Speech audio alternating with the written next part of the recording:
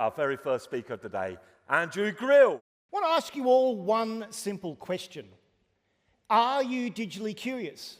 Now, I have worked out a low-touch, no-tech way of finding out how curious this room is. I know we have Slido, but I'm going to do it old school. Can I get you all to stand up, please? We're going to find out right here, right now, how digitally curious this room is. What I'm going to do is I'm going to ask you 5 very simple questions. And if you're doing what's on the screen, stay standing. If not, I'm going to get you to resume your seat. However, later on, if there's something on the screen you are doing, you can stand back up again. Simple. Okay, let's start with an easy one. Stay standing if you've Googled yourself lately. Stay standing if you have. If you've not Googled yourself lately, a few non-Googlers in the room. Okay, it's not painful. You should try it. Okay, we've lost most of the room. Let's see if we can get a few back up on our feet. Second question. This is going to get you on your feet. Stay standing or stand back up again if you've listened to a podcast in the last month. Oh, thank goodness for that. A few podcast listeners. That's fantastic. Okay, getting more and more curious. Okay, the next one is really, really important. Stay standing or stand back up again if you've turned on 2-factor authentication for everything. WhatsApp, LinkedIn, Google, Facebook. Oh dear, we've lost some of the room again. I have some rather distressing news for those of you that are sitting down. If you haven't got it turned on, you're going to get hacked. Ask me in the coffee break why. Okay, next one. Let's now move into the AI territory we're going to talk about today. Stay standing or come back up again if you've used AI to create an image. Okay, a few curious people. This is a really easy one. Basically, the prompt was an amazing National Geographic style photo, zebras drinking in the desert, ultra realistic, and it looks fantastic. Okay, final question to see how digitally curious this room is. Stay standing or stand back up again. If you've bought some cryptocurrency, I always have 3. I've got about 15. Fantastic. Give yourselves a round of applause. A very curious audience. Now, those 5 things are actually fairly simple to do. So if you're not doing some of those, I would ask you, why not? Have a think about doing some of those things and become more curious. Now, I have been curious from a very young age. Around the age of 6, I played with these electronic kits. You'd make burglar alarms and shortwave radios. And this was my first computer. Anyone remember this? The dear old Sinclair ZX80 in 1980. Had 1K of RAM and 4K of ROM. It is now so old, you'll find it behind a glass case in the Science Museum. Show of hands. Who here was born after 1983? I've got news for you. I've been online longer than you've been alive. Back in 1983, I would dial up. Remember this noise? Dial up to the internet, hoping it was going to connect, and then eventually it would connect. Now, I knew back in 1983 that I was hooked on this new online technology because my father had to get a second phone line. I was always dialed up and no one could get through. My curiosity has continued. 2 years ago, I wrote my first book called Digitally Curious. Now, being digitally curious is actually a mindset. It's about wanting to explore these new technologies. And I'm going to have a Q&A after my talk. The most curious question will win a signed copy. So think about your curious question coming up. But the thing is, the future actually belongs to the curious. Curiosity is a trait that only humans can really master. And I think if you're curious about technology, about the world around you, you actually are future-proofing not only your career, but also your life ahead. Now, in my next 45 minutes or so, I'm going to throw a lot of information at you. But help is at hand. If you're scribbling furiously, at the end I'm going to put up a QR code that will have everything I've mentioned today. All the websites, all the tools I've mentioned, books you should read, podcasts. Grab it now, or at the end I'll put it up at the end, and that will lead you to all those things that will help you become more curious. Now, if we're to talk about AI, we need to go back 76 years to where it all began, to when Dr. Alan Turing wrote a research paper entitled Computer, Machinery and Intelligence. And the very first line of that paper asked the question, can machines think? And I think 76 years later we know the answer, that yes, they're getting more and more capable of doing this human thinking. But the term AI is also not new. 1956, Dr. John McCarthy had a 6-week workshop at Dartmouth University. and basically coined the phrase artificial intelligence. And if we come a bit further along the scale, in 2017, some very smart researchers at Google wrote a paper called Attention is All You Need. This was the genesis of generative AI. Had they not written this paper and made a discovery about how to process information very quickly and very smartly, we wouldn't have ChatGPT. And there's a bit of an arms race happening at the moment. There's a great book, it's on the QR code, by Parmi Olson, called Supremacy. And it looks at the race between Google and OpenAI. Google actually had the answers back in 2017, but because of their business model, they were slow to respond, and OpenAI, ChatGPT, got ahead of them, which takes us to the 30th of November 2022, when we launched ChatGPT. Show of hands, who here's tried ChatGPT? Keep your hand up if you use it every week. Okay, that's not bad. Keep your hand up if you have a strategy in your salon for using these tools. That's what I expected. That's where the gap is. We've played with it, we know what it can do, we think, but we're not quite sure how to implement into our daily routines. Well, that changes today. Who knows what the GPT stands for in ChatGPT? It stands for Generative Pre-trained Transformer. Now that's tech gobbledygook for basically it's generating something from nothing, it's pre-trained on the internet and other information, and this transformer that Google developed, their research teams, allows us to transform information and work out where the attention is in a sentence. And often as a futurist, I'm asked, Andrew, how does a tool like ChatGPT actually work?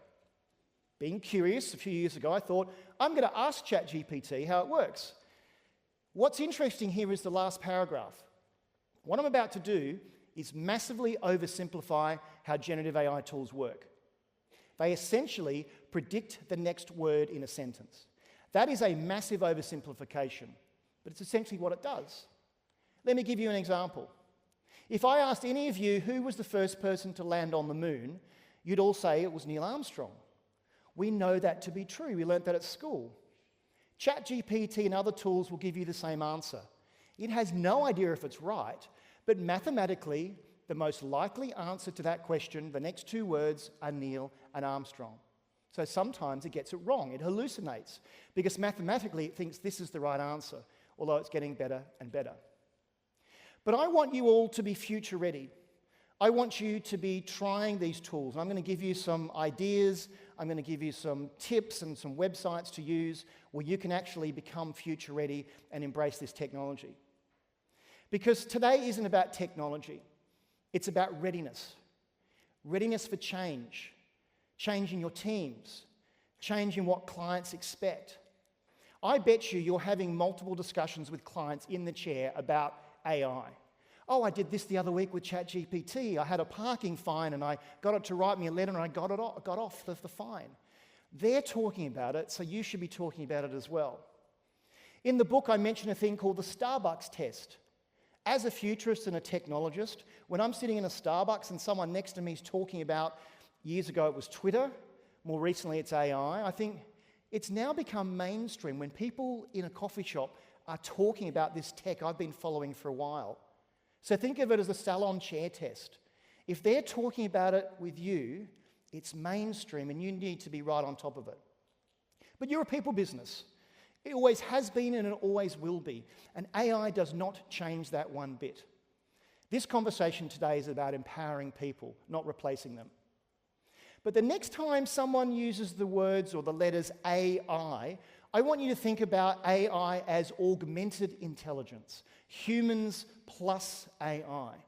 We're not going to be replaced by it, we're going to be supercharged by it, but only if we master how it works for us.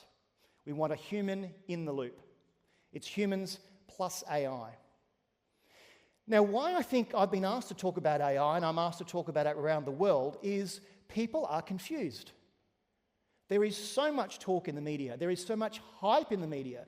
I was asked the other week by BBC, can you tell us if you think we're in an AI bubble? And I think we are. Because there's so much money being poured into this. And even Satya Nadella from Microsoft at Davos last week said, we just want people to use it. We're spending all this money, please use it so we can actually justify the expense. But we've actually had 10 years of innovation in just 3. I've been involved in technology since I was 6 years old. I've never seen a technology accelerate as fast as AI. Every week something changes. Even I have trouble keeping up and playing with all the tools that are out there. It'll transform the way we work, the way we sell, the way we design, and it gets to the heart of the problem, how humans think. One of the things that I want you to remember about my talk today is why AI is good at what it does. It's because it does things at speed and scale.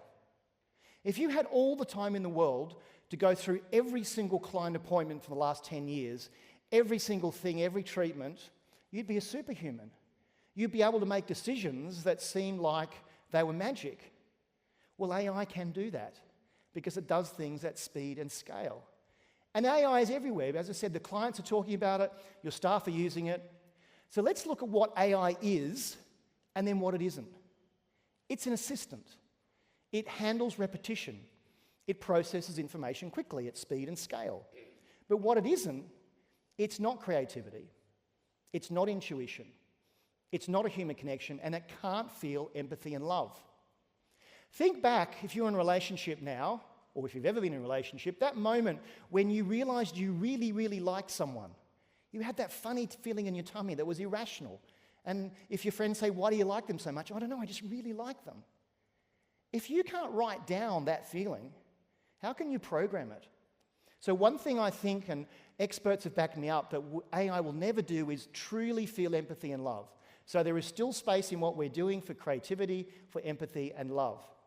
It's essentially an assistant. Think of it like a junior team member. They're fast, they're tireless, but they still need direction. AI replaces tasks, not people. Yes, there will be some job displacement, but it's tasks that are going to go away, not the people. And if you are able to embrace AI and use it for good and for a benefit for your salon and your clients and your staff, you'll be streets ahead of other organizations.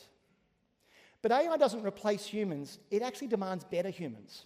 If you've got the information at your fingertips from 10 years of data about your clients, what are you going to do with that?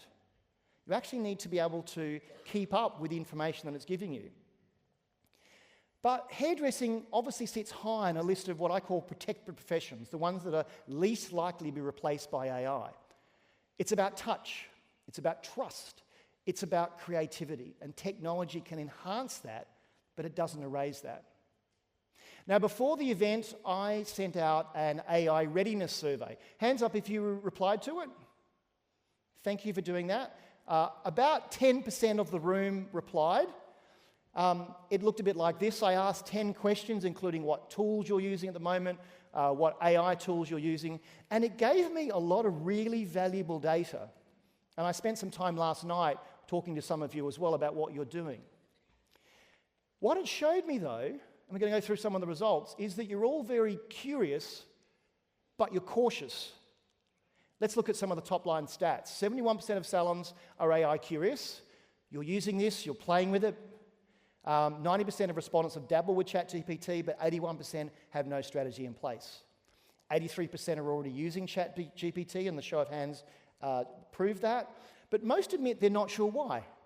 I've heard about it, I've had a bit of a play, but I haven't gone back to it because it doesn't really seem to help what I need to get done in my salon. We're going to fix that today.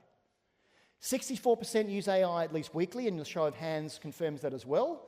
But we want to get you using it daily. We want to get you using it in every single client interaction. 81% say lack of AI skills is the barrier, and that's the thing. And I was asked before about whether there's some course you can go on. There are actually too many courses. My LinkedIn feed is full of people telling you all about generative AI courses and all the prompts to use. You know the best course, the best lecture theatre? You're right in front of me. Every single one of you has had a different experience using an AI tool. Some for personal things, some for your business. I want you to spend the next day and a half sharing those ideas. What's worked for you? Have you tried this? What hasn't worked? What tool are you using? What's been really, really useful?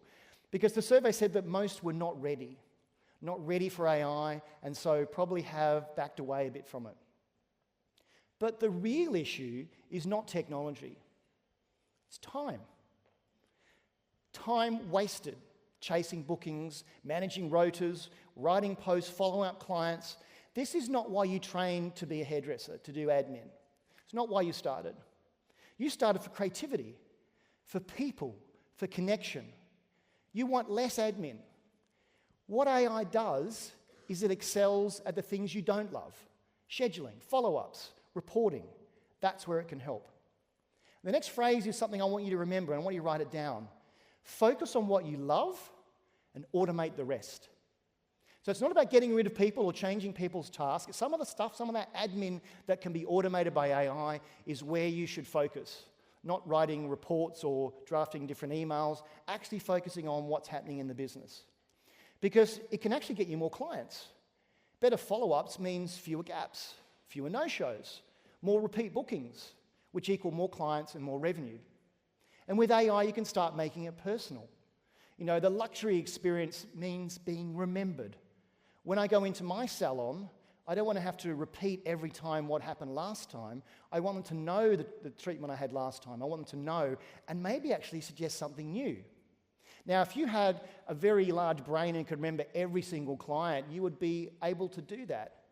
Remember AI's benefits, speed, and scale. It can start to go through all that information and make sense of it. Clients expect some sort of relevance. They expect personalization each time they walk in. Remember me? Of course you do. AI today can do that for you, and I'm going to explain how in a minute. So we can have luxury services to have personalization without losing warmth, without losing care. And maybe that's where you could expand. By focusing on the things you love and moving away from all the admin, you can actually add value-added services, upsell, different treatments, different ways of styling, and the clients will go, oh, that's really useful information. But you actually already have the data inside your organization.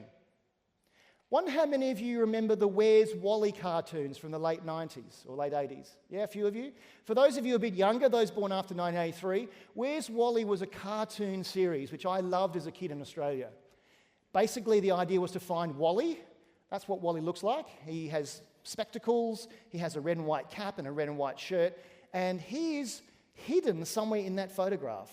He could be on a ski field, in a football field, and it always took me several minutes, maybe half an hour, to find Wally. So being curious, I wondered if AI could find Wally. So I uploaded the photograph to Perplexity, one of my favorite tools, and I literally asked a very easy question. Find Wally in this picture. I didn't tell it who Wally was. I didn't tell what he looked like, why I wanted to know that, or what the context was. I said, draw a red circle around Wally. Now imagine for a moment that very busy beach scene is your data, is your client system, is your business. It's very noisy. There is data in there somewhere. There's the Wally in there, the gold in there. But just how do we find the Wally in all of that noisy data? Well, that's where AI comes in, speed and scale. So you can start to use AI for analysis. And guess what? With all of those responses I got from the Readiness survey, they all went into an Excel worksheet. And I thought, let's use AI to analyze what this audience is telling me. So this is what I did. The prompt was, analyze the responses from these Wella Professionals AI Readiness survey ahead of a keynote I'm giving, pull out the key insights from the survey. That's all I asked it, and I uploaded the Excel file. This is a replay of what it told me. I gave it very little information, and even me, I was blown away by what it can actually give back to you. So I've built this presentation based on a lot of research I've done using AI tools, with the information you've given me, with the information that's out there. That's pages and pages of information from one Excel spreadsheet. So imagine if I uploaded your client database or your history of clients and started to interrogate it. What does it mean? Is there some commonality there? Is there a pattern that we're missing?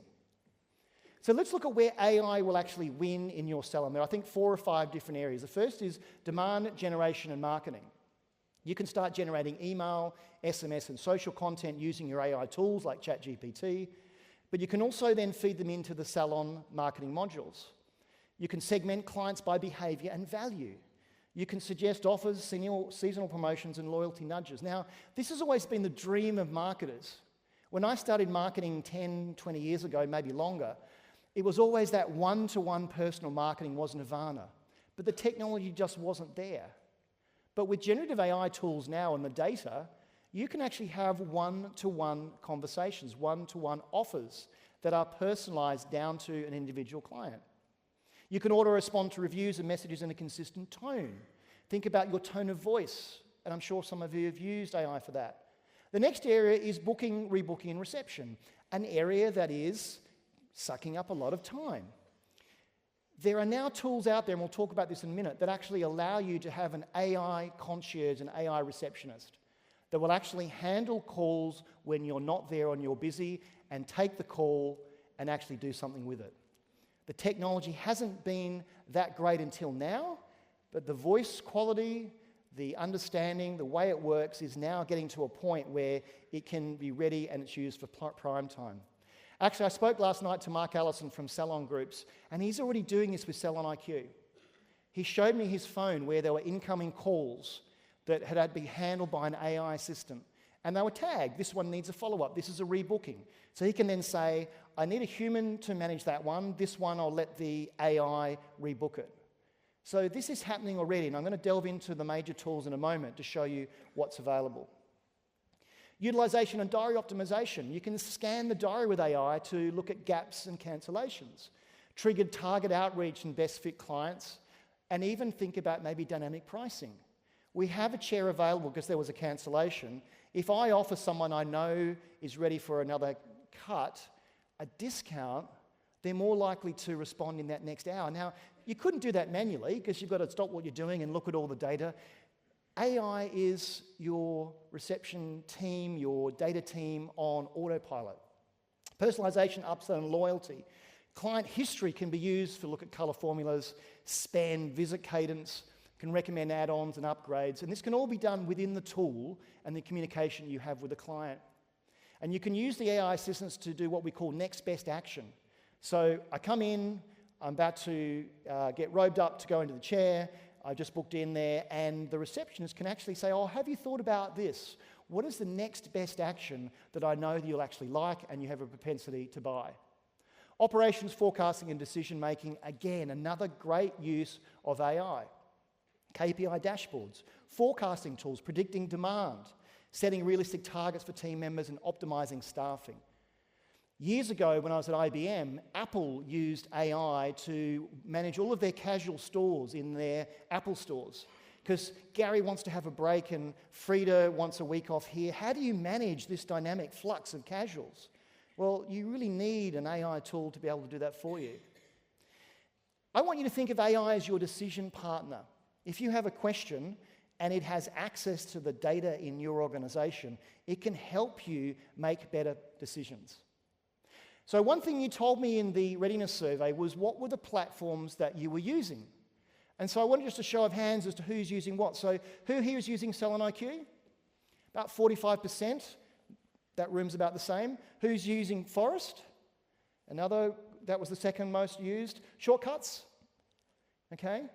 Fresher? A few people there. And Zenotti.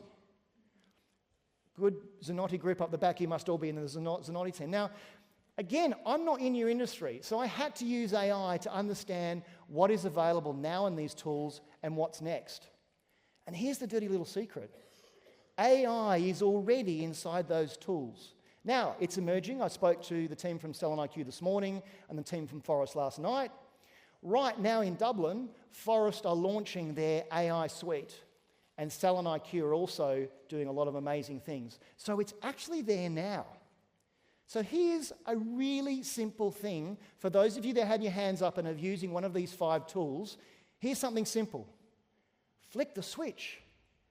Turn on the AI capability inside the tool. Now, you may not want to turn all of it on. You might want to start slow and do the receptionist bit or look at booking data or history, but it is actually within the tool already. So I'm not going to give you a long lecture about how wonderful ChatGPT is. You've got the tools there. So let's just go through those 5 and actually zero in. So Salon IQ actually have a lot of things around their AI receptionist with a product called IQ Connect. And I mentioned Mark had actually been using that. And I asked the team, where are the Salon IQ team? Show of hands, just wave there. Now, for each of these 5 vendors, at the coffee break, I want you to go and crash tackle them and say, how do I turn this on? With Salon IQ, if you're using it, for as little as £100 up to £250 a month, you can have an AI automated receptionist handling the calls out of hours or when you're busy. And they said I can have a special offer.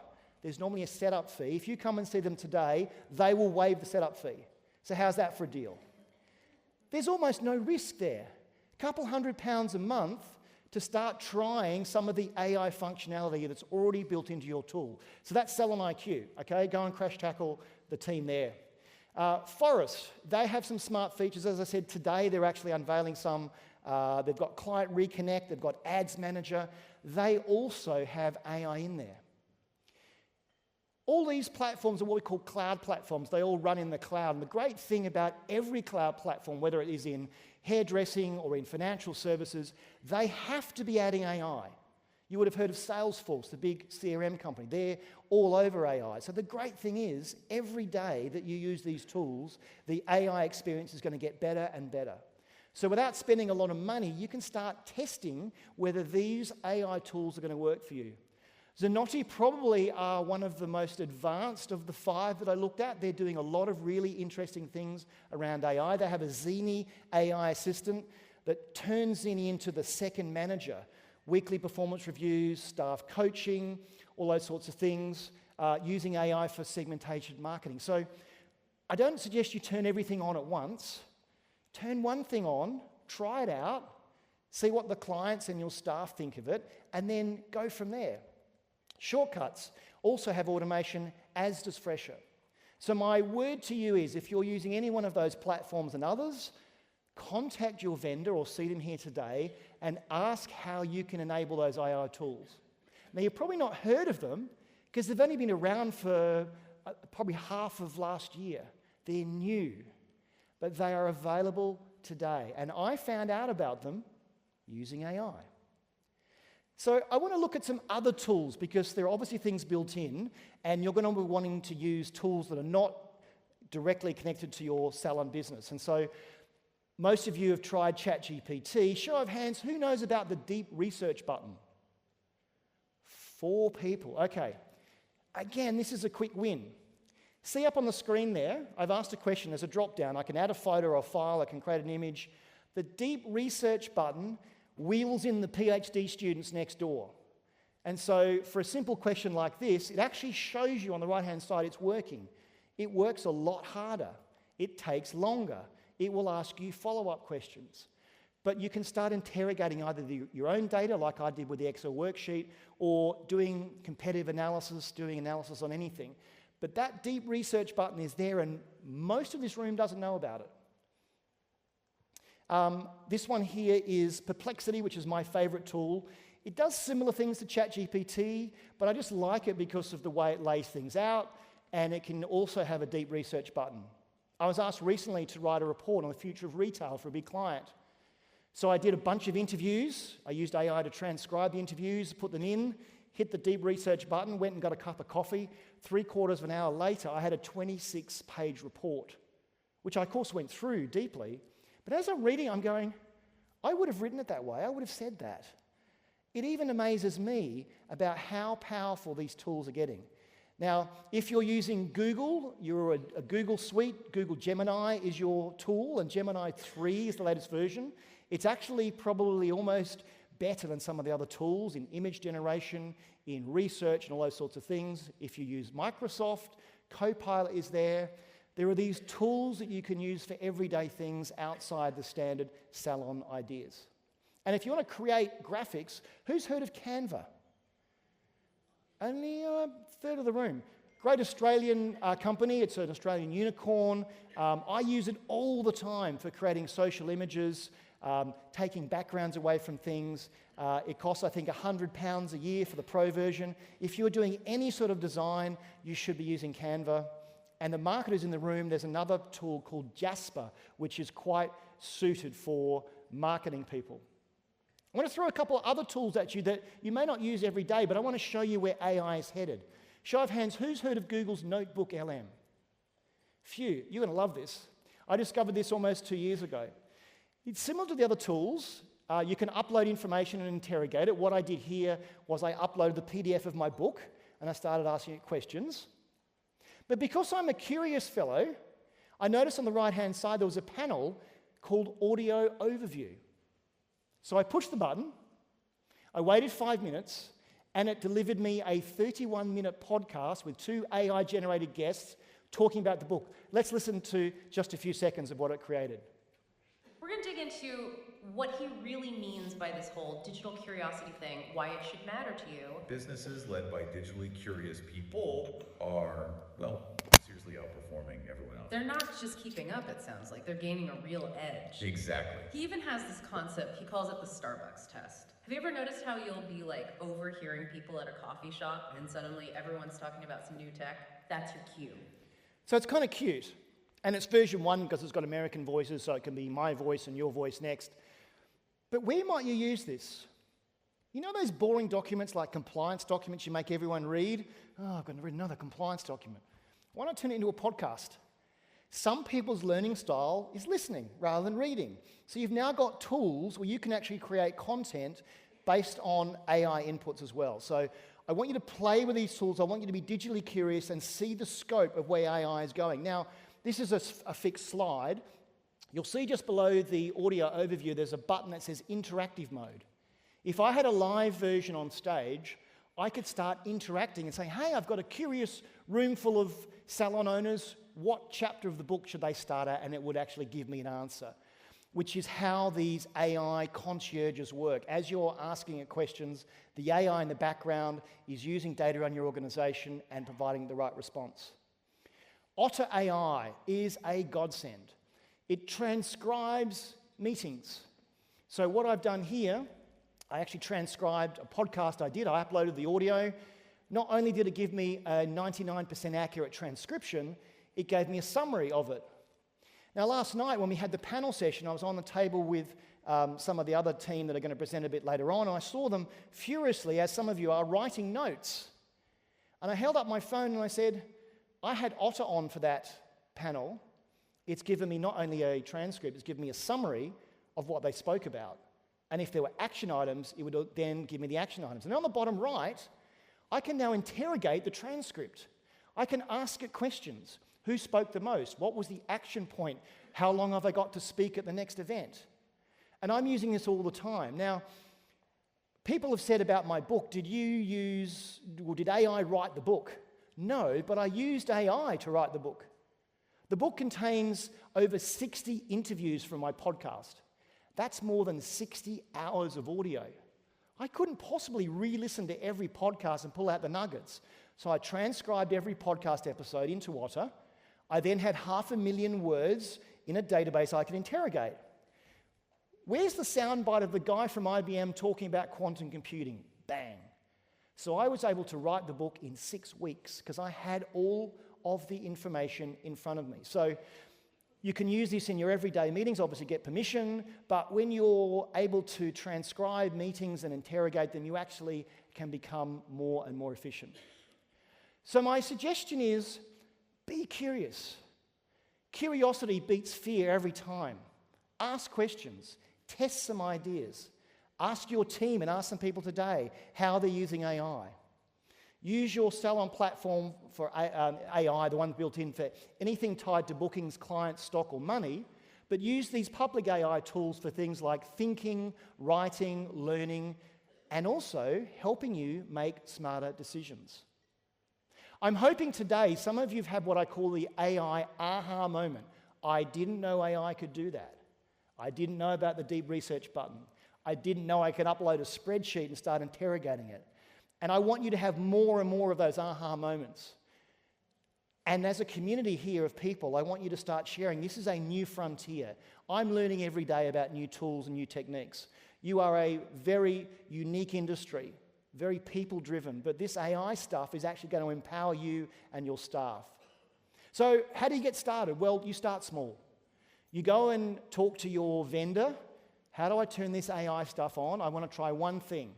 And then you scale fast. That worked. I'm going to do a bit more of that. Now, we're here today and tomorrow So this Wednesday, I want you to try one thing, whether it be something to do with your existing salon platform or one of the tools I've mentioned. I just want you to try one thing. And trust me, I've done this 300 or 400 times. You'll go away going, oh my goodness, I didn't know it was going to do that. Now we'll try it for another part of the business. Because it will start to empower your talent. You'll take all of that boring admin stuff and reporting off the staff and actually have the humans shining at the front. Now, as I said, I've mentioned a lot of things today, a lot of platforms, a lot of jargon, but help is at hand. I'd love you to grab a copy of my book, and one of you is going to win one with that curious question. I have the podcast. On the QR code, which I'm going to show in a minute, there are lots of other books and podcasts that will help you understand how to leverage this technology. Because digital curiosity is your unfair advantage. I don't want any of you to go away going, oh, this is not for me. Just try it. I'm going to put up a quote next, which was actually one of the responses on the AI Readiness survey. It really spoke to me. Someone said, when I asked, what do you want from my session? They said, eliminate fear and embrace the opportunities. And that would be my idea for all of you as well. Now, as the actionable futurist, I leave every audience with 5 things to do this week and next, and I'm going to give you the 5 now. First of all is audit your time.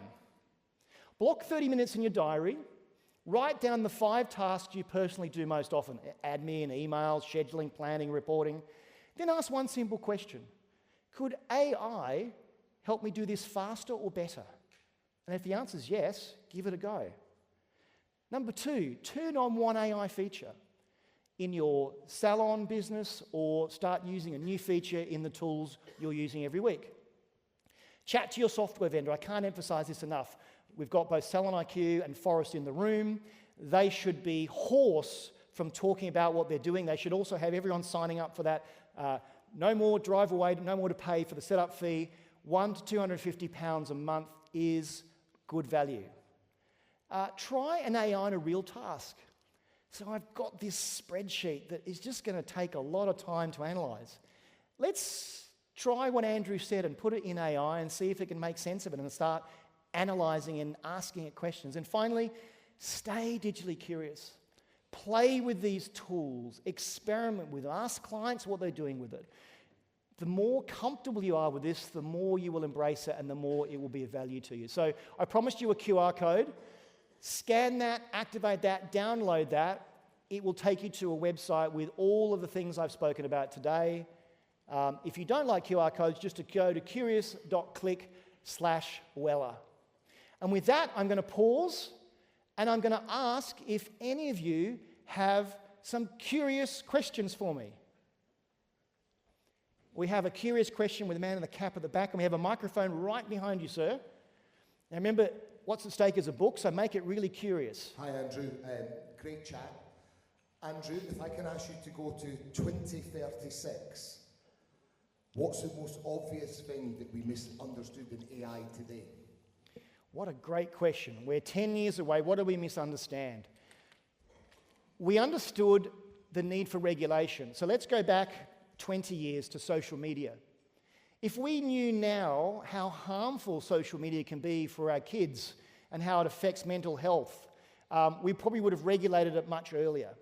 Only last year in Australia, they have now banned social media for under 16s, and there is talk about it happening here in the UK. Why? The government in Australia said, we want kids to go out and do what kids are doing and not be doom scrolling. There has really not even been catch-up regulation. It's too little too late. Interestingly, a year after ChatGPT was launched, there was an AI safety summit here at Bletchley Park. Now, I'm not sure what it achieved, but I think if you ask me, what are the one thing that we underestimated the guardrails. Because you would have heard a couple of weeks ago that Grok, the Elon Musk X-owned AI tool, was able to create inappropriate images of people, was able to undress people. And someone in that organization thought that was okay. I don't know that many people here in this room would think that was okay. And quite quickly it got shut down. But why did we have to get to a point of it being even released? So I think we're going to have to use some ethical thinking. As I said, we're going to have to be better humans to say, yes, it can do that. The one thing I find myself saying a lot is just because we can doesn't mean that we should. San Francisco has had driverless Waymo taxis for about a year or two. London is introducing it just this year. Why has it taken so long? Just because we can doesn't mean that we should. So I think we need to be really careful also about how we use AI for good and for bad.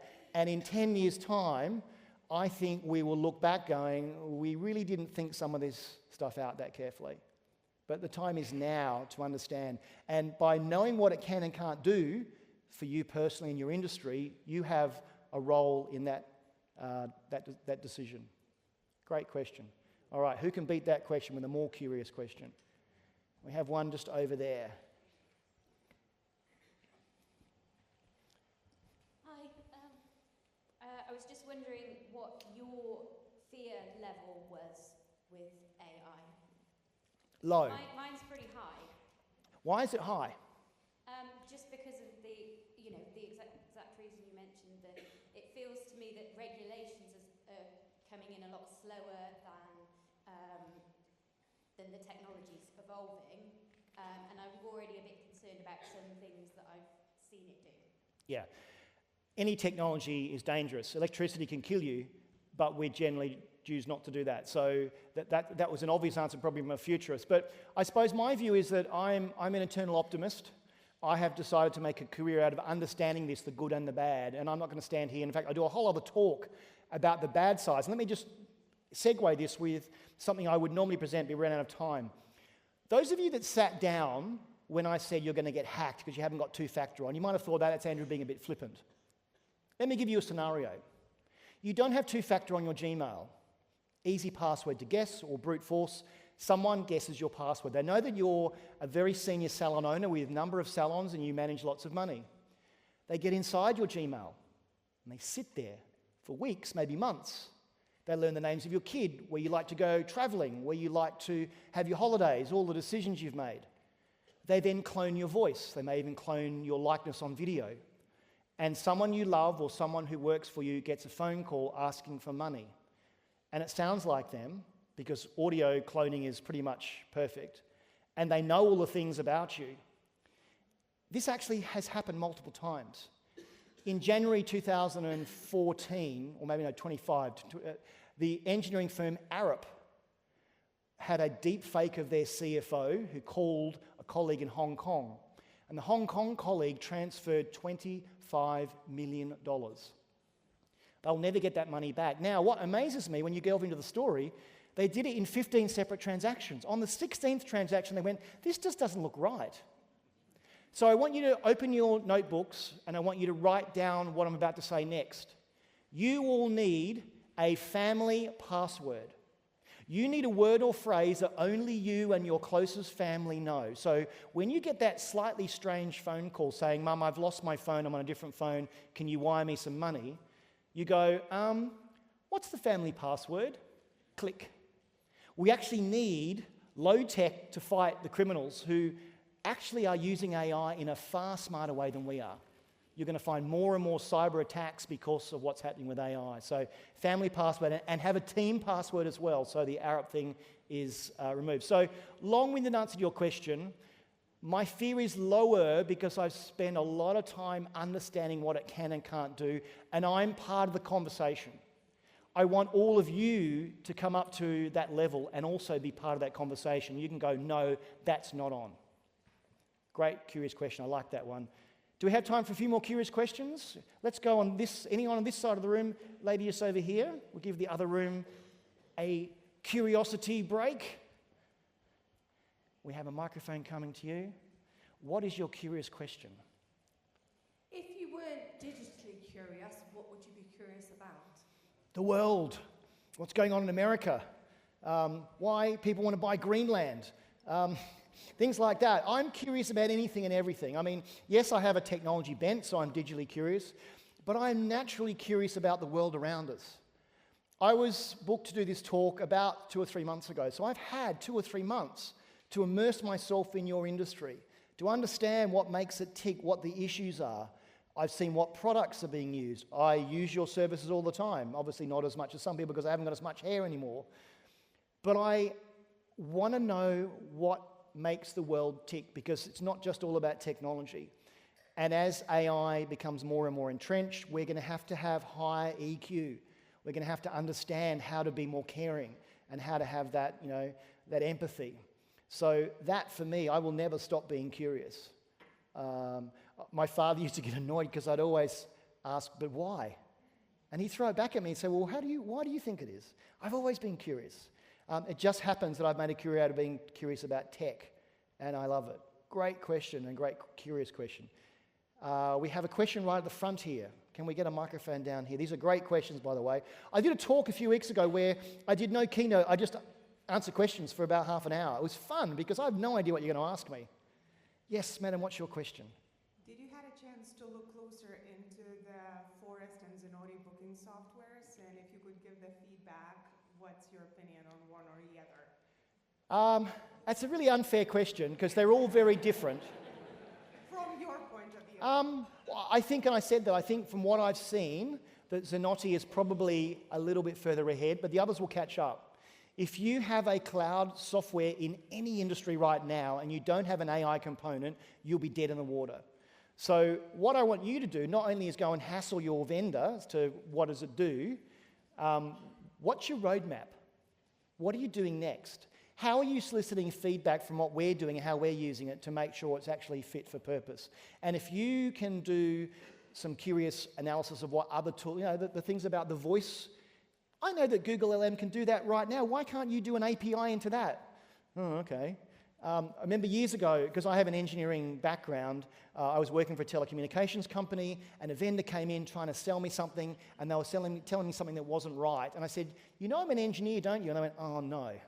You actually know, okay, we've got to be honest now. So if you're smart with this AI technology, you can then meet them and go, but why aren't you doing that? You can already do that. There's another website, it's on the QR code, called 11 Labs. 11 Labs will clone your voice. Let me give you a quick example. On my podcast, I have a great podcast from an opera singer friend of mine based in Australia. We had a great podcast about her having to sing at the last minute at the Sydney Opera House. Recorded the podcast. I needed to do an introduction about why it was such a great podcast. I was in a coffee shop. I thought, I don't want to go home to record this. So I put the whole podcast into Otter. I got a transcript. I then asked Perplexity to write me a 1-minute intro. I then used 11 Labs that I've cloned my voice of to actually have me read that as me. I then published the podcast, and no one knows that it was AI actually doing that. So I'm playing with these tools so I know what it can do, and you can all do the same as well. So keep your vendors on their toes. They're probably not going to move fast enough. However, the Salon IQ people, to their credit, said, we can probably use someone like you inside our organization. Can you come and talk to our team in our kickoff? And I would love to. And anyone else, I would love to come and talk at your kickoff as well. How are we off for time? Can someone tell me whether we're good for time? I've got 10 fingers up, so we've got 10 minutes left. Okay, quick question at the front, a lady in the black. If we can get a microphone over to you, please. I'm really making it work for your money today. But these are great questions, and they're questions that I'd be asking myself as well. Hi, thank you. So we can all think, I'm sure in this room, of clients that we have that are a complete nightmare, that ring up and change their appointments, but 10 months worth of appointments change. Mm-hmm. How do you think customers, I know in time it will become the norm, but how do you think customers will react when we're trying to provide a luxury experience when they're talking to a chatbot? They don't always have to talk to a chatbot. I think you're going to have a segment of your population that will never want it. We call them the silver texters. And I get a question all the time, are people going to be left behind? My dad just turned 90. He uses ChatGPT. So there are people out there that are comfortable with it, but there are people that aren't. I think over time, though, that the AI will get really smart and it will have a module called the sarcasm module and the difficult customer module, and it'll be able to go, oh, Betty, I'm sorry about that. Oh, yeah. They won't know. So I think if we're having this discussion in a year, your difficult customers, it's interesting, in customer care, I've heard, and I worked in telco, some of the best customer care agents are more elderly because they're more patient. Oh, I'm sorry about that. Imagine if an AI could emulate a really, really patient person. And with AI, they can be on the phone for 4 hours. They're not tying up your receptionist. So in that scenario, I think actually AI can help Betty, who was just whinging and everything else, and it'll just sit there and it'll answer her, and she'll go, gosh, I had a nice conversation. It was AI. Great question. I think that's the best curious question so far. We have 9 minutes and 33 seconds. I've just seen a hand up in the middle there. Where's the microphone gone? If we can put it over there behind you. Maybe just put your hand up so that our microphone runner can find you. I reckon we'll get about 4 or 5 more questions in. These are great questions. Yes, madam. If tomorrow algorithms stopped optimizing for attention and started optimizing for long-term human well-being, what parts of the digital world would collapse first, in your opinion? And in that new reality, what habits should we in the audience change to optimize our life and get the biggest return? Can I ask if AI gave you that answer? Yeah. So what I'm going to ask you to do, I'm going to be very cheeky, I'm going to ask you there, what would Andrew Grill say to answer that question? Now, it's being cheeky. Now, what's going to happen, I'm known on the internet. AI knows that I exist there. I actually get a lot of bookings directly from AI. So what it will be doing is it'll be going, well, how would Andrew answer this? I'm interested to see how it would answer it. Now, I know it's cheeky and you're doing it now live, but that's what I do. When people ask me a question that I don't know the answer to, guess what? I use AI. Speed and scale. AI has seen every question like this. AI has seen every difficult customer. AI has seen it all. And so, has it give you an answer? Yeah. So he'd probably start with what collapses first. Anything built purely on outrage, infinite scroll, and dopamine would struggle immediately. He'd likely point to ad-driven social media feeds optimized for time on platform, clickbait news, ecosystems that reward emotional spikes over understanding, dark pattern design, notifications, streaks, autoplay, endless recommendations. He'd frame it as not as evil, but as misaligned incentives. These systems aren't broken, they're working exactly as designed. Yeah, well, he said. What I think we'll find, and you'll hear a lot about this, is what we call AI slop. There will be so much AI stuff out there, and I'm seeing it now, I'm thinking, that's AI. I think as humans, we'll get to a point where we're going, nah, I actually want to talk to a human. I want to see a human. I want someone who actually gives a damn about this. And I can tell that it's AI slop. So I think we're going to reach peak slop. And in the book, I talk about this thing called the magnet of mediocrity. If everything is AI generated, it's all equally bad. And so what will rise to the top is the wonderful group of people here who put their heart and soul into a communication piece that actually says, I care about you, and this is the reason why. So we are going to see peak AI slop. We're going to see a lot of that, a lot of lazy people. And what I find interesting is when I look on LinkedIn, people that call themselves AI experts, I look at what they were doing before. They were a crypto expert, then they were a social expert. I actually got my fingernails dirty and burnt my hand on soldering irons as an engineer. I know how this tech works, and so my life's work is to make it accessible for all of you with some heart and soul. And one of the questions I asked before, I talked about emotion. But thank you for that question, ChatGPT, and thank you for the answer as well. Okay, 6 minutes to go. Who... Down here, sir, in the white top, you're probably close to the microphone. Did you use ChatGPT to write this question? That's okay. But I'm glad someone did. I'm going to use that in another talk. Someone actually asked that. Yeah, go ahead. Hello. Kind of 2 questions. The first one is there any video tutorial of how on our industry we could really utilize the ChatGPT? And the second one, with the AI phone experience, could we start charging clients when they are for 4 hours on the phone with our receptionist? Well, to answer the first question first, back to the question about the difficult person, if you're using an AI version and they're on the phone for 4 hours, it's cost you almost nothing. But maybe there is some dynamic pricing. The longer you tie up our receptionist, the more expensive your treatment's going to be, because you're paying for some of that time. In terms of videos, there's a heap of stuff out there, but the challenge is how do you find it? So in looking and analysing these different platforms, one thing I was going to do is drop some videos in, but it just became too wieldy. So there are lots of how-to videos. All of the vendors want to tell you what they're doing. But use AI. Ask it the question. This is what I do for a living. This is the platform, the technology I use. This is the area I operate in. Find me some videos that will do that. And hit the deep research button. It might take 10 or 15 minutes. It'll go off.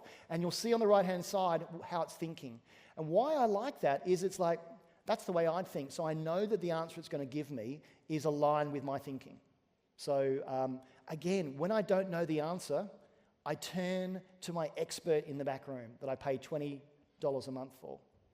Okay, great question. We have a lady there with her hand up high, just there. Old school, isn't it? Hand in the air and you get noticed. None of this AI stuff.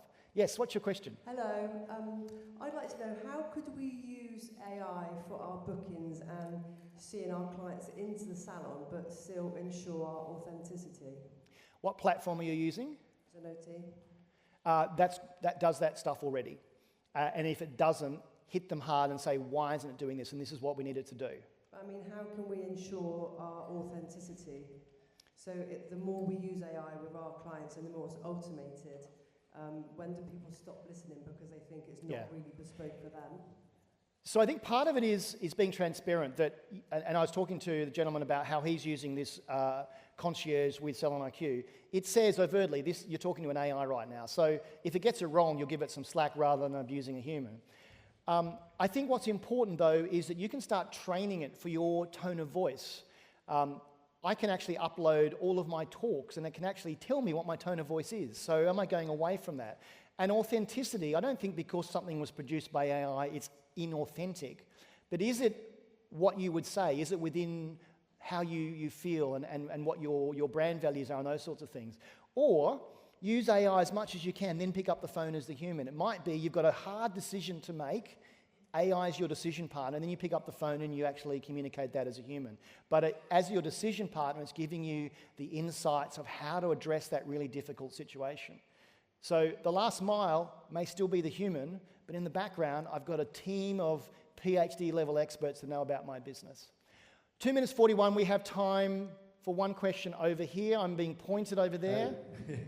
Sorry, I'm so small, nobody can see me back here. We're of a generation that existed, well, most of us, before social media, and the impact that's had. That I look at how the youngsters think of friendships and how that reflects on what they do in life and the importance of, their 3,000 friends rather than who's around them. I see it as a negative in some senses. We're at the beginning of AI where we're still making choices because we understand that there's other choices out there. Is there a risk that the new generation coming through will think that the choice that AI is giving you is the only choice? Like they wouldn't make a choice based on their human instinct? Interesting. I'm going to answer it in this way. So I've been hearing a lot about students at the moment that are at school or early university that have been trained to think that AI is cheating. And there's actually been a backlash. I've spoken to a lot of young people, 15, 16, 17, saying, I don't use AI, it's cheating. Why they're saying that is because their teachers have said it's cheating, and if you use that, you will be penalised. The risk is they then go into the world or into university and they're expected to know how to use that. But I think what I'm seeing is a bit of a backlash. And on one of my podcast episodes, there's a guy called Mark McCrindle who looks at generations. I'm Gen X, there's Gen Y, Gen Z, Alpha and Beta. In fact, he coined the Alpha and Beta nomenclature. And what he's saying is that those have had different experiences, and we will probably see some backlash. As a kid, I wrote and performed puppet shows. I went outside and built things, and I didn't have, until I had my computer in 1980, technology to distract me. So I think we may start going back to kids. Now, part of that is on the parents. The number of parents I see that just give their child an iPad and off they go because it keeps them quiet. What about a colouring in book? What about a card game? I was at a pastor's shop a couple of years ago, and opposite me was a family, and every single one of them was reading a book. And I secretly took a picture because I thought, I'm not going to see this again in my lifetime. So I think we'll see a backlash. But it actually, if you have kids and you're a parent, part of it is down to you. Because the kids are addicted, because there's dopamine and oxytocin that actually wants us to look at why that thing says number one and I've got 5 unread messages. Tell them there's an alternative. Can they write and perform a puppet show like I did? And still at 57 years of age, I still love playing with puppets because there's a level of creativity and it's different. I have now gone over for 5 seconds, so that's the end. I'm here all day. I want you to hit me with curious questions. Come and talk to me. I thank you so much for your attention, and stay curious.